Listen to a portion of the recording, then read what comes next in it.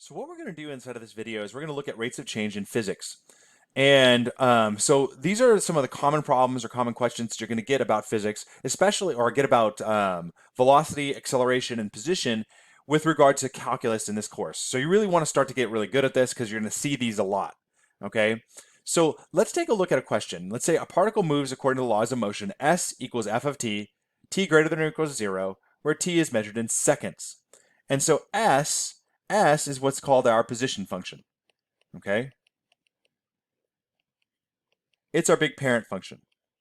We always make things in reference to S, okay? Now, what we want to do, let's say first we want to find the velocity at time t. Well, what we know is that S of t, or S prime of t, the derivative of the position function, is going to equal our velocity function v of t, okay? So what we're going to have to do to find our velocity at time t is take the derivative, okay, of f prime of t. All right. Well, let's notice that we have 9t over t squared plus 9, so I'm going to actually have to use the quotient rule. So let's set f of t equal to 9t. So f prime of t will end up equaling 9. And we'll take g of t equal to t squared plus 9, and that means that g prime of t will end up equaling 2t. Putting these together, we end up with 9 times t squared plus 9 minus 9t times 2t. And that'll all be divided by t squared plus 9 squared. Okay? Simplifying, we end up with 9t squared minus 18t squared plus 81 divided by t squared plus 9 squared. Okay? And so this thing is going to end up equaling negative 9, or excuse me, negative 9 t squared plus 81 divided by t squared plus 9. Okay, and then just to help me out a little bit later, I'm going to simplify this and I'll make it negative 9 times t squared minus 9 divided by t squared plus 9 squared, which equals negative 9 times t minus 3 times t plus 3 divided by t squared plus 9 squared. So that's our velocity, okay? Key point here is velocity is the integral of position, or excuse me, is the derivative of position.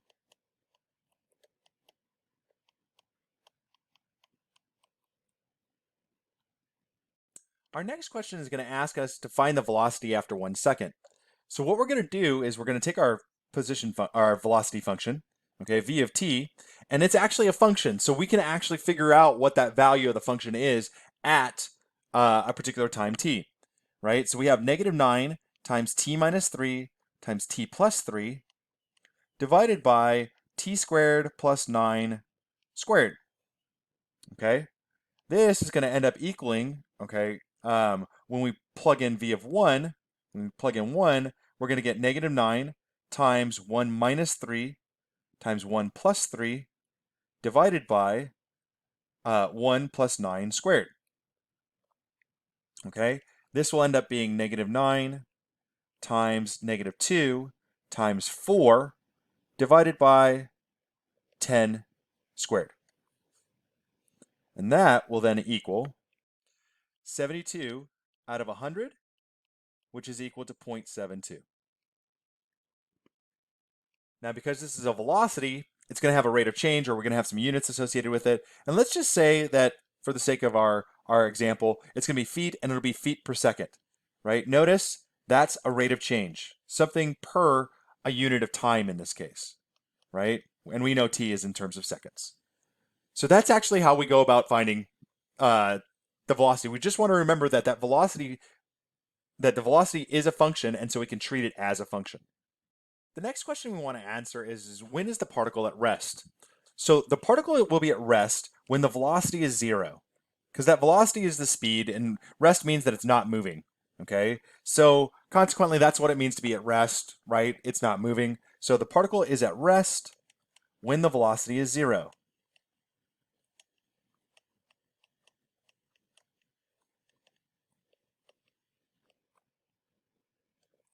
So consequently, what we're going to do is we're going to take v of t, right? Our negative 9 times t minus 3 times t plus 3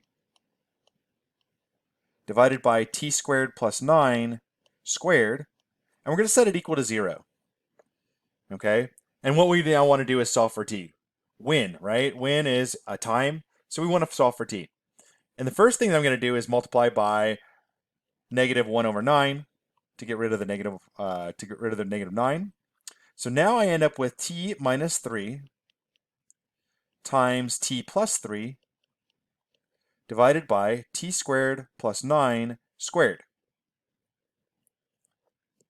And we want to set that equal to 0. Now what I know is that t squared plus 9 cannot equal 0. We can't have 0 on the bottom, so this means t minus 3 times t plus 3 is going to equal 0. So our t is going to equal 3 and negative 3. But remember, okay, time, t, has to be greater than or equal to 0. So that means that's because it's time, right? We're moving forward in time. It can't be negative. So t will only equal 3. So the particle is at rest after 3 seconds only. Okay, so that's the only moment in which it's actually going to end up being at rest, is after 3 seconds. So to determine when the particle is at rest, what we want to do is we want to actually set the velocity function equal to 0 and then solve for our time t. The next question we want to answer is, when is the particle moving in a positive direction? Now, the direction is tied to velocity. A positive direction is going to equate to a positive velocity, and a negative direction is going to equate to a negative velocity. Okay, so what we're being asked for in this case, when is it moving in a positive direction, is when is v of t, okay, going to be greater than 0.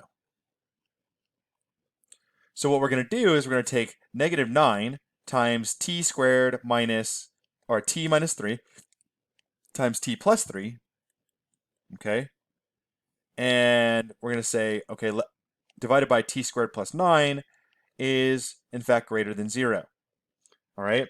Now, here's the thing about this. The thing about this is that we're only going to have a change, okay? We're only going to have a change in terms of velocity, right? Whether or not something's positive or negative, right? Around the time when the particle is at rest. So if we're dealing with a continuous function, okay, which this one actually ends up being totally continuous, then what we have to have in order to have a change in direction, okay, we're going to have the only way to have a change in direction is to actually have the particle become at rest, all right, okay? So the only way to go from negative to positive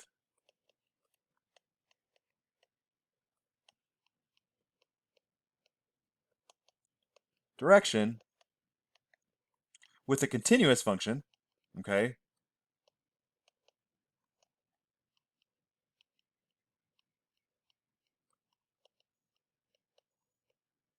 is for the particle to become at rest.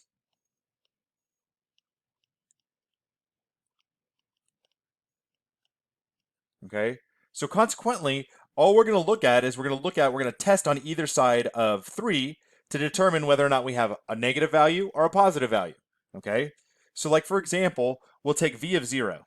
Okay, v of 0 is going to end up equaling, right, negative 9 times negative 3 times positive 3 divided by 0 squared plus 9 squared. Okay, so if we look, there's a positive times a positive, and then everything else is positive. Okay, so this ends up being a positive number. So we can figure out that's 81 over 100, or excuse me, 81 over 81, and that ends up equaling 1. Okay, that's the value for the velocity at time 0. So v of 0 is going to end up equaling 1, so it's positive from 0 to 3. So that's one area where we have a positive direction. Now the thing is that we can't always guarantee that that's going to be the case, that we go from positive and then to negative. Sometimes we do actually go positive back to positive. So let's actually check and see if we have a number greater than 0, if we're going to end up with a positive number. So now I'm going to take v of 5, and that's going to be negative 9 times 5 minus 3 times 5 plus 3 divided by 5 squared plus 9, okay, squared. Now, all I'm going to do, I'm not actually going to solve this. I'm actually just going to note, here's a negative, okay? This is a positive. This is a positive, okay? And this one here is a positive. So we only have one negative. We have an odd number of negatives. So the whole value for v of 5 is going to end up being negative. So from 3 to infinity, we're going to end up with the particle going in a negative direction. Okay? So from this standpoint, when is it going in a positive direction? The particle is moving in a positive direction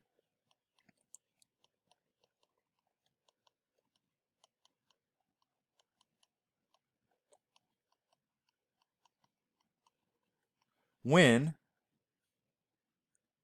t, and this sign means belongs to, 0, okay, and we want to include 0, up to 3, and we're not going to include 3 because 3 is actually at rest, okay? So that, in fact, is not going to be moving in a positive direction. At 3, it is, in fact, going to be at rest, okay?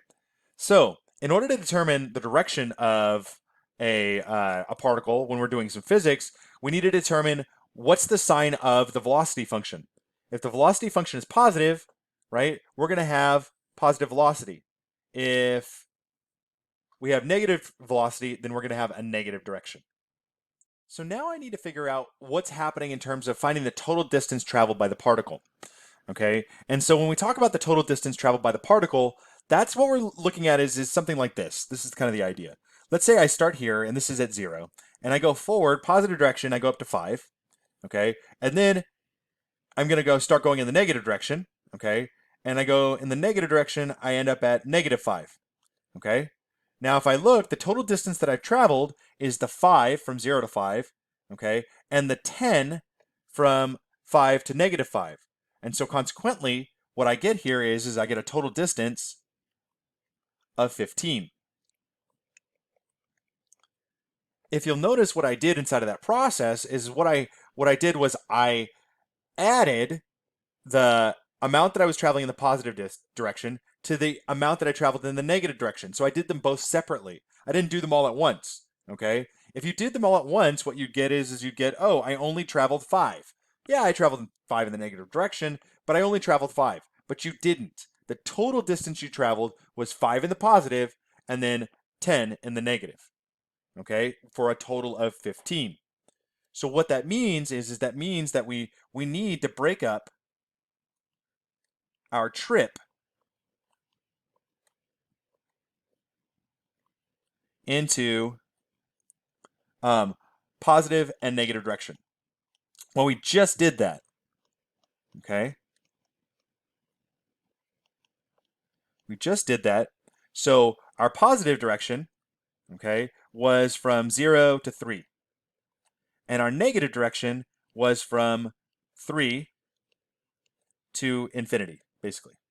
Or, okay, if we say, all right, let's put a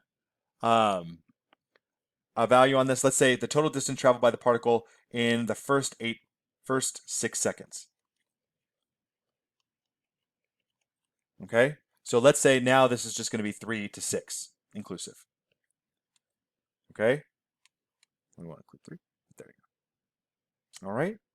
So the positive direction is going to be 0 to 3. The negative was 3 to infinity, but we're only going to go in the first 6 seconds, so it'll be 3 to 6. Okay? So now what I want to do is I want to figure out how far I traveled. So what this is going to be is this is going to be s of 3, that's the end of the positive trip, minus s of 0 where we start. Okay? And that's because s is the position function. Okay? If you're going to determine distance traveled, you want to utilize that position function. So we'll find s of 3 minus s of 0. And then for the negative one, we're going to find s of 6 minus s of 3. Okay? So let's find s of 3 and s of 0. Okay, so s of 3, if we go back, we have to remember what our function is. It's going to be 9 times 3 divided by 3 squared plus 9. Okay? And then we'll subtract from that 9 times 0 over 0 squared plus 9. All right? So this is going to then end up being, it'll be 27 over 18, which is equal to 3 over 2, 3 halves. Okay? And minus 0. And we're going to put all of these in absolute value to make sure that our total distance traveled is going to be positive. So this ends up equaling 1.5. Okay? And we'll call that 1.5 feet. So that's our positive distance traveled. Now let's take a look at our negative distance. All right? So now we're going to take 9 times 6 over, and it'll be 6 squared plus 9. All right? Minus, and we already know that S of 3 is 3 halves. So this will end up giving me 54 over, and this is 36 plus 9, which is 45. So 54 over 45 minus 3 over 2. And that's going to give me the absolute value of negative 0.3, okay, which equals, okay, just 0.3. So that's the distance traveled in the second 6, okay?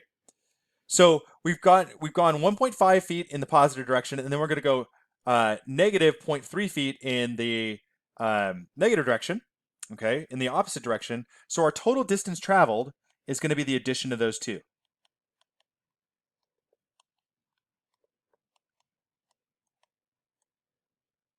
1.5 plus 0.3, which equals 1.8 feet.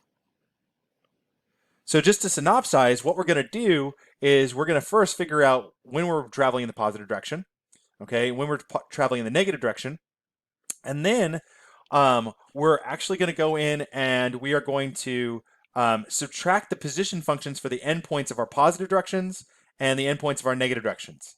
Once we find those values, right, make sure that they're in absolute value, we're going to add them together, and that gives me my total distance traveled. I'm going to draw a diagram of the movement of the particle. So I'm just going to imagine I've got my particle here. At time t equals 0, okay, s is going to equal 0. Yes? And so what I'm going to do is I'm going to go out, here is 1.5. So that's s equals 1.5, and that's actually also going to be t is going to equal 3. So if you remember, we're moving in that positive direction up until 3 seconds. And then I'm switching directions at 3 seconds to now go in the negative direction. Okay? And I'm moving backwards. I end up moving backwards 0.3. So let's say it's right about here. This is now at 1.2. S equals 1.2. Okay? Right? Because we moved. Okay, actually, because this is 54 over 45, okay, which was the position after 6 seconds. So that's t equals 6. All right, so that's what's happening in the first 6 seconds. We moved in the positive direction for the first 3 seconds until we got to position s equals 1.5, or 1.5 feet. Then we switched directions, and in the next 6 seconds, okay, we moved in the negative direction 0.3 feet, okay, to get to 1.2 feet. All right, and that's at time 6. And that's basically what you're going to do. What you're going to do is you're essentially going to show what happens as you move backwards and forwards with the particle. Like, where does it go? Where does it stop? Where is it going to change direction, right, in terms of in space, okay? And, you know, your bottom line here is going to be position. So this bottom axis is position. So now we're going to be asked to find the acceleration at time t and after 1 second. So our acceleration a of t is going to equal the derivative of the velocity, because it's the rate of change of the velocity, and it's the second derivative, okay, of position. So it's s double prime of t, okay? And just to show you something, a of t, say in our example, is going to be, its units are going to be feet per second, or we also call that feet per second squared, okay? And that actually tells you, because the squared is in the bottom part, right, that tells me that's the second derivative. The velocity, v of t, its units are going to be in feet per second, right? And that tells me, right, that I have the first derivative, right, because I'm dividing by just the seconds.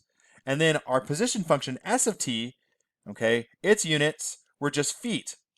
And that's because it's not a rate of change at all. we're not going to divide it by our time or by our independent variable, and so consequently we don't have to. It indicates that it's not a derivative at all. Okay, so now we want to find a of t, and we know that a of t is the derivative of v of t.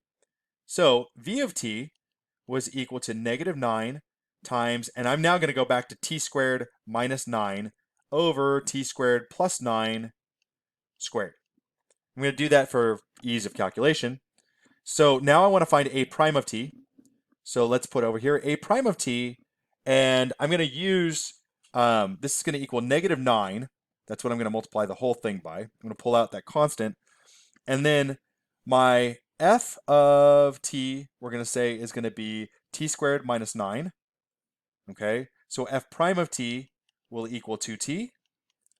G of t is going to equal t squared plus 9 squared.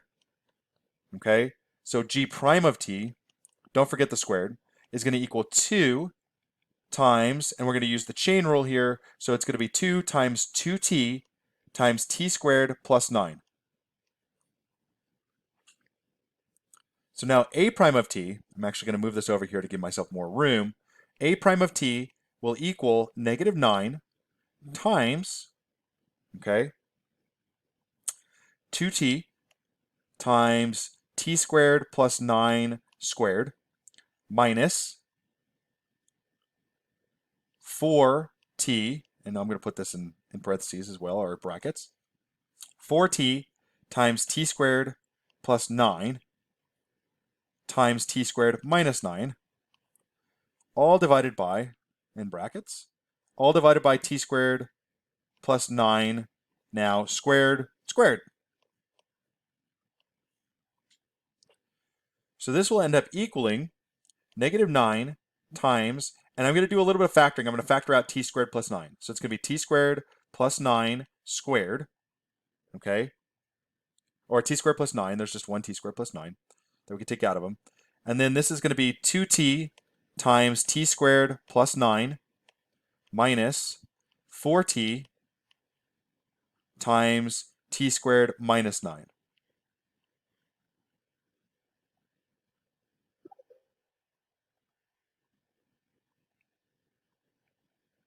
All divided by t squared plus 9 to the 4th.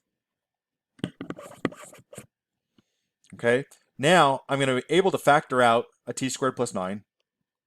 So I do that, and this is now going to give me -9 times, and this will be, I'm going to do some calculation here. So it's going to give me 2t cubed plus 18t minus 4t cubed plus 36t.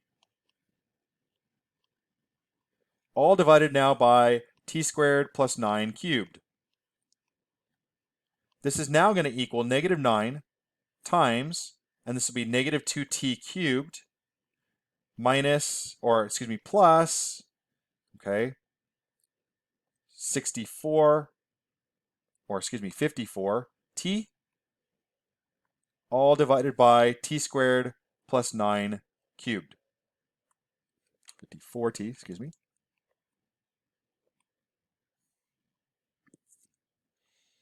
All right, so that's our acceleration. Again, all we did was to get acceleration, or excuse me, is to take v prime of t. So a of t, which is v prime of t, is going to equal all of this stuff, okay?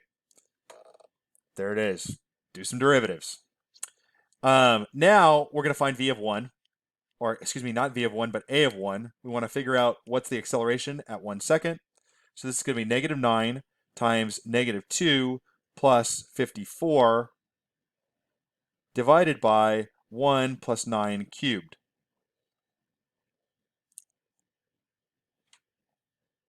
So when we actually go in and calculate that, we're going to get -0.468 feet per second squared. And that's our acceleration. So, reminder, acceleration equals the derivative of velocity Okay, so we're just going to take the derivative of velocity. And again, acceleration is going to be a function. So we can actually figure out what the value is for the function at a particular time t.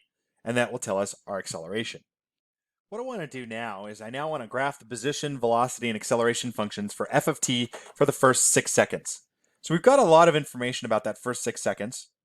Okay, and so let's start out with this position function. We're going to start at 0 because that's t, and here is s of t. That's the position function. Okay, and we know that what we're going to do is we're going to be moving in the positive direction. Okay, we're going to be moving in the positive direction all the way up to 1.5 in the first 3 seconds. So 1, 2, 3. Okay, 4, 5, and let's extend this out just a little bit to give me 6. Okay, and here's t. So in the first 3 seconds, I'm going to go up to 1.5. Okay. And in the last 6 seconds, remember, I'm going to go down. Okay. So okay, let's say, for example, it's right about here. Let's make that's 1.2. I end up going down to 1.2.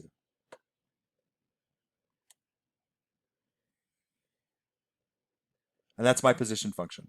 Okay, you can take a look at that. We actually we graphed some of these already. We knew that s of 0 equaled 0, s of 3 was equal to 1.5, and s of 6 was equal to 1.2. Okay, right? And we basically did that, and so that allows us to draw our position function, just utilizing some of these values. Okay, now this is not what the graph looks like overall. This is just what those 6 seconds look like. Okay. The graph itself is actually quite different. It's a rational equation. Next up is to draw a velocity equation. Okay, so now again, I'm going to start at 0. I got my velocity. Excuse me, actually, I want to get more centered.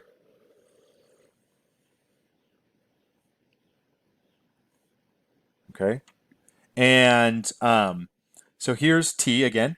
Here's v of t now is going to be our y-axis. We'll set our first 6 seconds, 1, 2, 3, 4, 5, 6. And what we know now, though, is that at t equals 3, our velocity is equal to actually 0. And at t is 0, we found out, right, in just plotting some points or plotting some equations, that v of 0 ended up equaling 1. So here's this, it's 1. And then we also know that the velocity is all positive, okay? It's all positive from 0 to 3, okay? That was when our acceleration was positive. And then we know that it's negative, okay? All right? Below 3 or after 3. So consequently, it's going to look something like this, okay? Is it a rough? It's just a rough sketch. All we want to do is get the idea here. Here's the positive direction. Here's at rest, okay? And here's the negative direction. We can actually also utilize this to actually understand our other equation, our other function. And this is actually a really important part. It's going to play a bigger role here. If you notice, right, here's at rest, okay? So at this point, what happens is we turn around, right? Okay, here is the particle is at rest, is at that top part. Okay, and you notice positive direction, we're going to say the graph is increasing here. So when the velocity is positive, the position graph is increasing, and then we're decreasing on the negative. Okay, so actually that's something just to notice about these graphs is that you're going to hit if it's very possible that you might hit like a top point when the particle is at rest. All right, and whenever the derivative is positive, we get an increasing position, and whenever the derivative is negative, we're going to get a decreasing position. So that's a relationship between those two graphs. Definitely something to look out for and actually to observe. Now let's do the acceleration. So now I use Desmos in order to graph the function, okay? And what you can see is you can kind of see this is what that acceleration function is going to look like. And if we think about it a little bit, what's happening is that I'm going to have around 0, I'm going to have less acceleration. My acceleration is going to increase, right? So we're going to speed up until we hit, somewhere around here, okay, around 4.564, okay? And then if you notice, right, we're going to start to decrease in terms of our acceleration, right? So let's zoom in at around 0 to 6. So there's the zoom in on 0 to 6. And you could actually see it quite clearly. At 0, right, we have the smallest, we're actually in the negative acceleration, okay? But then our acceleration starts to increase, okay? And then at 3, we actually hit positive acceleration, okay? And then up until about, like we said, it was about, somewhere around like 4.32 or something like that, 4.564, right? That's the peak of our acceleration. And then our acceleration starts to decline or decrease, okay? Notice here, the particle is actually at rest at 3. That also means is that it's going to actually end up being at rest at 3 as well. It'll be not accelerating either, because if it's accelerating or decelerating, then yeah, it can't be at rest. There you go. That's the idea. All right, so we should expect that our acceleration is also going to be 0 there as well. All right, so this is kind of like you can actually go in, draw this graph on there. Notice just a couple of things. When we have negative acceleration, okay, that is actually when our velocity graph, okay, is going to end up being decreasing. Okay, so we've got a decreasing velocity graph, okay, when it's negative, and then we're increasing when we're positive. Okay, so there we go. All right, so that kind of demonstrates something. We can actually take a look at this. We could even modify our other graph a little bit more, our velocity graph, by just changing this, that even though we are negative, and we will be negative, that about here at 4.5, okay, we actually start moving back up, okay? We start moving kind of very slowly back up, and our velocity is slowly increasing there. So we could actually modify that graph if we wanted to. Okay. All right. So that's our three functions: our position, our velocity, and acceleration. One of the things that we're going to be doing more inside of Chapter 4 is we're really going to be looking quite a lot at the relationship between all three of those graphs. Okay. Our final question that we need to answer is, when is the particle speeding up and when is it slowing down? And I think what we should do is we should go back to that Desmos graph. Okay. The particle will be speeding up, okay? It'll be speeding up or accelerating, all right, when the acceleration is positive, okay? So it's when the acceleration is positive. And you can see that that's going to be from 3 to 6, right, inside of that first 6 seconds, or 3 actually. And if we look, you can see that it's going to end up, we have an asymptote at 0. So it's going to end up being 3 all the way to infinity. That's when it's speeding up, okay? Because that's when it has positive acceleration. Now, when it has negative acceleration, okay, is when the particle is going to be slowing down, okay? Slowing down, negative acceleration, that makes sense, right? So consequently, that's going to be from 0 to 3, and we can see that from a graph perspective, all right? So let's just kind of synopsize that, okay? The particle will be speeding up when the acceleration is positive. And the particle will be slowing down when the acceleration is negative.